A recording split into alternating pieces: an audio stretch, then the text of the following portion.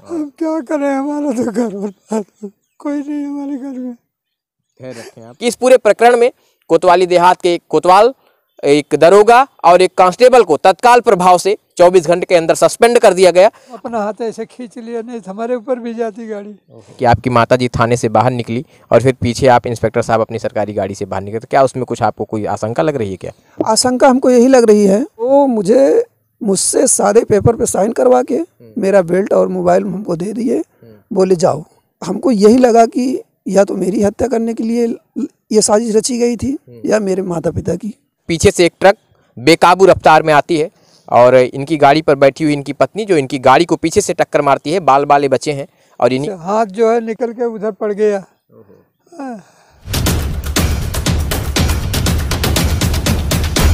नमस्कार, मैं हूं आलोक और आप देख रहे हैं टाइम्स ऑफ यूपी। इस समय हम मौजूद हैं जनपद सुल्तानपुर में और ये थाना क्षेत्र है कोतवाली देहात।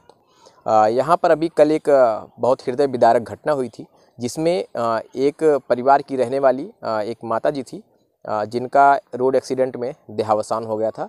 इस रोड एक्सीडेंट में परिजनों द्वारा तमाम कयास ऐसे लगाए जा रहे हैं, किसी षड्यंत्र को लेकर भी और उनकी हत्या को लेकर भी ऐसे तमाम कयास भी परिवार के द्वारा आशंका व्यक्त की जा रही है कि कुछ इस तरीके की साजिश भी इस परिवार के साथ रची गई है। लेकिन हालांकि इसमें पूरी सच्चाई क्या है ये तो अपने आप में एक जांच का विषय है और जांच होने के बाद ही पता लग पाएगा। उनके लड़के हैं जिनके साथ पूरी घटना हुई थी, मेरे पास मौजूद हैं, उनसे पहले बातचीत करेंगे और पूरा प्रकरण और क्या है वो जानने की मैं कोशिश करूँगा। क्या नाम है भैया?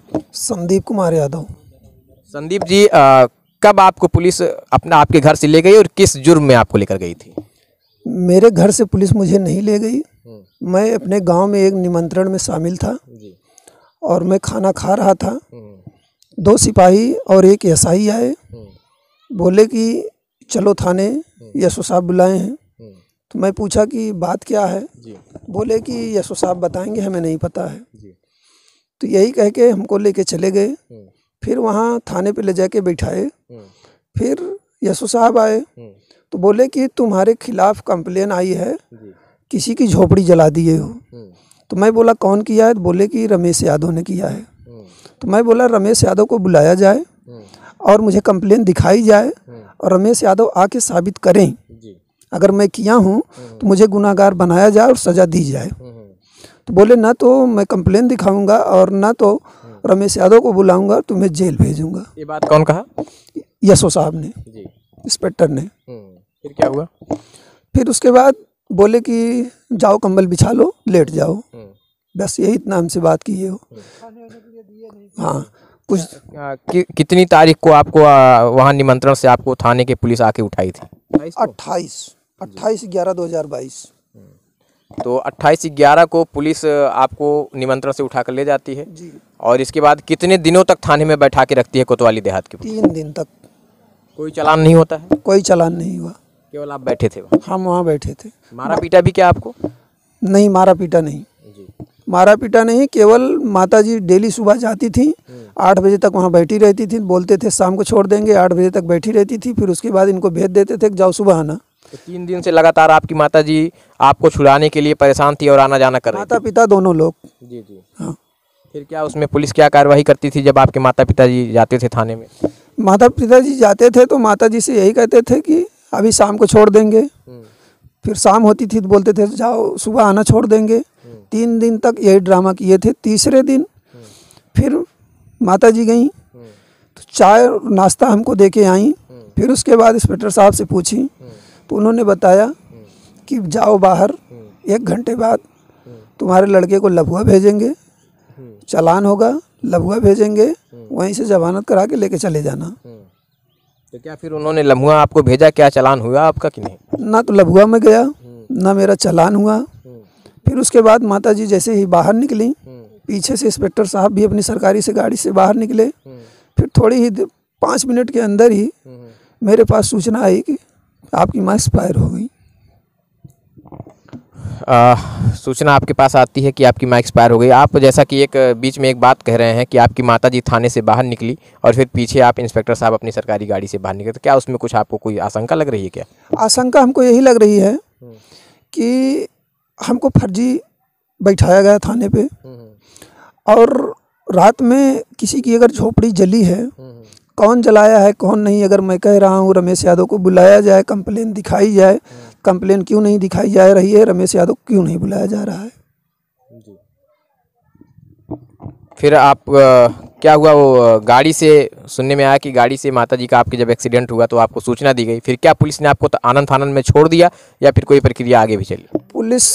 पुलिस ने हमको मैं बोला कि ऐसी बात हो गई, मुझे जाने दीजिए। पुलिस ने बोला नहीं, तो मैं बोला आप लेके चलिए, तो बोले हाँ रुको लेके चल रहे हैं।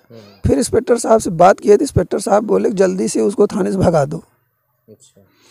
तो मुझसे सादे पेपर पे साइन करवा के मेरा बेल्ट और मोबाइल हमको दे दिए, बोले जाओ। सादे पेपर पे साइन करो? पेपर पे। तो आप समझ सकते हैं कोतवाल देहात की ये पुलिस, कोतवाली देहात की जो सुल्तानपुर जनपद में, और पूरा वो इन्होंने बताया और इन्हीं के साथ पूरी घटना हुई थी। इसके बाद जो है इनकी माताजी इनको छुड़ाने के लिए जाती हैं और 3 दिन बाद इन थाने से उनको कहा जाता है कि आप थाने से बाहर जाइए, और जब वो बाहर आती हैं तो इस दरमियान उनका रोड एक्सीडेंट में उनकी मृत्यु हो जाती है। जिसके बाद से अब क्या लग रहा है आप लोगों को, कोई इसके पीछे कोई जैसे आप लोगों ने अभी बातचीत के दरमियान बताया कि कोई साजिश लग रही है, कोई साजिशन हत्या की साजिश थी या कुछ ऐसा कुछ लग रहा है आप लोगों को? जी कैसे लग रहा है, क्या चीज़? तो हमको ऐसे लग रहा है कि 2 सिपाही एक एसआई जो मेरे पास आए थे, एक का नाम लोकेंद्र सिंह है, एक का नाम शैलेंद्र प्रताप यादव है, और एसआई का नाम आनंद गौतम है। तो ये लोग मेरे पड़ोसी के यहाँ बैठते थे, खाते थे, पीते थे, पार्टीबाजी होती थी, और पड़ोसी से मेरी थोड़ा कंपटीशन चलती है। तो ये मेरे पड़ोसी और रमेश यादव और प्लस लोकेंद्र, शैलेंद्र, आनंद गौतम, इंस्पेक्टर, इन सब लोगों ने मिलकर ये साजिश रची थी। तो हमको यही लगा कि या तो मेरी हत्या करने के लिए ये साजिश रची गई थी या मेरे माता पिता की। तो कहीं ना कहीं अब परिवार को आशंका भी लग रही है कि इसके पीछे एक कोई गहरा राज है, और जिसकी जो है, क्या आप लोग जांच की मांग करते हैं? हम जांच की मांग यही करते हैं कि ये हत्या है, ये हत्या है। वो थाने में बैठी थी तो उनको बाहर क्यों भेजा गया था? दोनों पैरों यहाँ से उनका दर्द करता था, गांठ से। तो वो मुझसे काफ़ी दूर बैठी थी चबूतरे के पास, तो उनको वहाँ से भेजा गया कि आप जाओ बाहर। 1 घंटे की बात थी तो वहीं बैठी रहती, बाहर नहीं जाती। बाहर क्यों भेजा गया उनको? बिल्कुल सवाल ये खड़ा होता है कहीं ना कहीं कि आखिर पुलिस ने इनकी माताजी को जब 1 घंटे बाद इनको छोड़ना ही था तो माताजी को इनका कहना है कि 1 घंटे के लिए बाहर हमारी माताजी को क्यों भेजा। उनके पिताजी हैं, उनसे भी कुछ बातचीत करेंगे, क्योंकि इन्हीं के साथ में इनकी माताजी थी। आपके साथ में ही थी इनके आपकी पत्नी? हाँ मेरे साथ में थी। कितने बजे लगभग दुर्घटना हुई? ये सुबह 9 बजे हम लोग वहाँ पहुँचे, 9 बजे बुलाए थे एसआई साहब। उसके बाद में 10 बजे घटना घटी हमारे साथ में, और पीछे से टक्कर मारा गया गाड़ी में। पीछे से टक्कर? पीछे से एकदम जो रोड पे जो कॉर्नर पे वाइट पट्टी होती है, हम उस पे गाड़ी लेके हमेशा चलते हैं, उस दिन भी चल रहे थे। वो कैसे ठोकर मारा, वो जब वो गिर गई तो उसी टाइम में उनके सिर के ऊपर से गाड़ी चक्का जैसा कि आपके लड़के ने बताया कि जो है साजिश लग रही है हमको कोई इसमें, इनका आरोप है कि साजिशन आपकी पत्नी की हत्या हुई। आपको क्या लगता है? वही हो सकता है, जब बार बार बुला रहे हैं हमको, हरेसमेंट कर रहे हैं, तो किस लिए ये लोग कर रहे हैं? छोड़ना है तो छोड़ देना चाहिए था, नहीं बुलाना चाहिए था। एक इतना एज वाली लेडीज को ये लोग थाने में बैठ के परेशान करेंगे तो कोई अच्छी बात नहीं है। अब सुल्तानपुर पुलिस द्वारा क्या कार्रवाई चल रही है और उस कार्रवाई से आप कितना संतुष्ट हैं? तो क्या, हमको तो कुछ पता नहीं क्या कर रहे हैं ये लोग। हाँ, मैं आपको बता दूं, इस पूरे प्रकरण में जो अभी तक सूचना मिल पाई है उसमें जो है कोतवाल और एक दरोगा और एक कांस्टेबल को सस्पेंड किया गया है। सस्पेंड से क्या है जी? सस्पेंड में तो उनको पेमेंट मिलेगा, आराम से आएंगे, हाजिरी लगाएंगे, बैठे रहेंगे। इससे क्या होता है? कोई कड़ी कार्रवाई उनके ऊपर की जाए ताकि आने वाले भविष्य में ऐसी घटना न घटे दूसरे के साथ। जी, आप समझ सकते हैं, भावुक भी हो रहे हैं, आप धैर्य रखें। हम क्या करें, हमारा तो घर बर्बाद, कोई नहीं हमारे घर में। खैर रखें आप।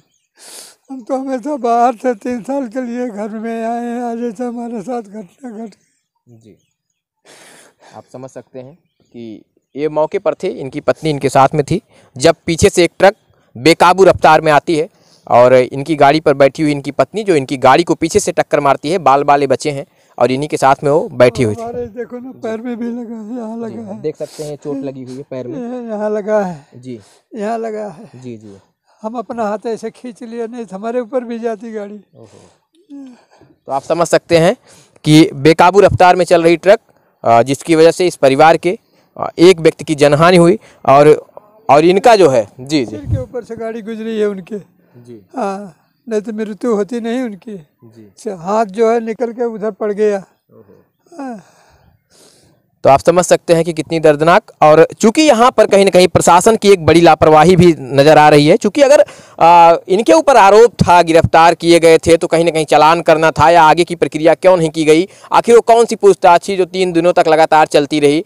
एक महिला को थाने से बाहर निकाल दिया जाता है और कहा जाता है कि 1 घंटे बाद आपके बेटे को छोड़ देंगे, और 1 घंटे बाद पता चलता है कि उस महिला की रोड एक्सीडेंट में मृत्यु हो जाती है। कहीं ना कहीं इसके पीछे इन परिवार के लोगों का इनकी आशंका है कि इसके पीछे कोई गंभीर बड़ा षड्यंत्र है, जिसकी वजह से इन लोगों को हत्या की आशंका प्रतीत हो रही है। लेकिन आखिर में इस मामले की पूरी सच्चाई क्या है और अभी तक जो कार्यवाही हुई है, सोमेन वर्मा जो एसपी हैं सुल्तानपुर जनपद के, मैं बता दूं कि इस पूरे प्रकरण में कोतवाली देहात के कोतवाल, एक दरोगा और एक कांस्टेबल को तत्काल प्रभाव से 24 घंटे के अंदर सस्पेंड कर दिया गया और इसके बाद से अभी भी कार्यवाही को आगे भी बढ़ाई जा रही है। कैमरा पर्सन ब्रिजेश के साथ आलोक दुबे, टाइम्स ऑफ यूपी, सुल्तानपुर।